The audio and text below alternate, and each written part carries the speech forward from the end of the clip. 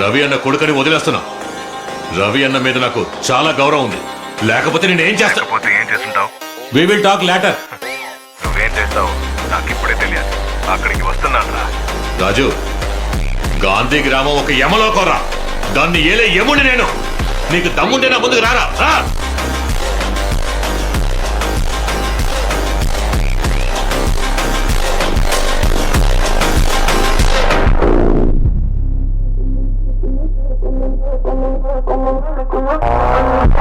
రంజిత్ నీ ముందే ఉన్నా.